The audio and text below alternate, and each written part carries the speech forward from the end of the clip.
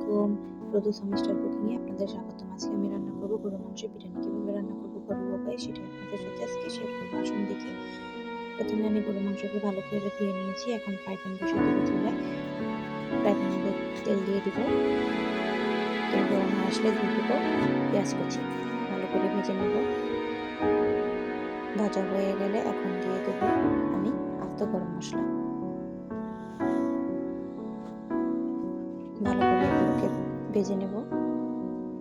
ভাজা হয়ে গেলে দিয়ে দেবো এখন 2 টেবিল চামচের মতো আদা রসুন পেস্ট। দিয়ে দেবো পরিমাণ মতো লবণ,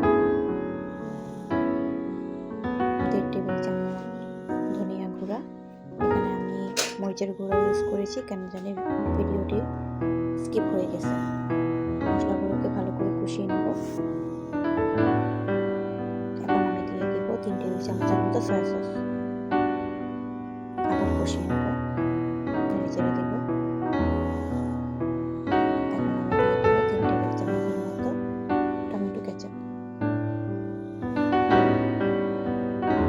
আবার এই মশলার সাথে ভালো করে মিশিয়ে নেব। দিয়ে দেব কাঁচামরিচ, 4 চামচ ঝাল অনুযায়ী কাঁচামরিচ দিয়ে দেব। এখন দিয়ে দেব সেই ধুয়ে রাখা গরুর মাংসগুলো।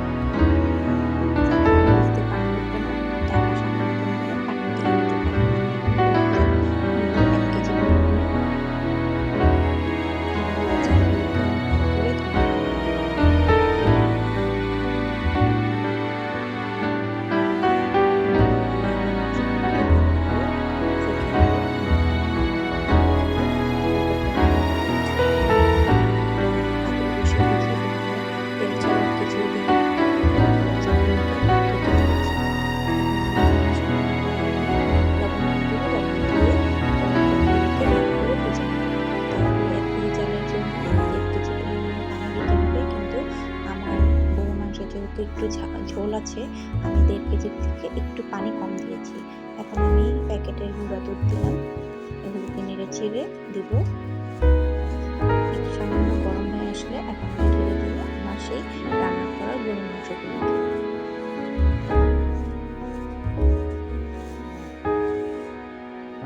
আমি এগুলোকে এখন পোলার চালের সাথে ভালো করে মিশিয়ে নেব।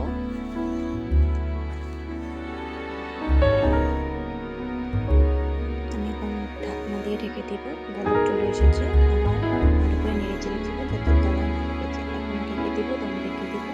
দেখেন আমার রান্না প্রায় অর্ধেক শেষ। এখন আমি আবার একটু নেড়ে চেড়ে দিয়ে দমে দিয়ে দেবো। আমার রান্নার প্রসেসিংটি যদি ভালো লাগে অবশ্যই লাইক কমেন্ট করে পাশে থাকবেন আর সাবস্ক্রাইব করে দিবেন। এইভাবে রান্না করে খেয়ে দেবেন অবশ্যই।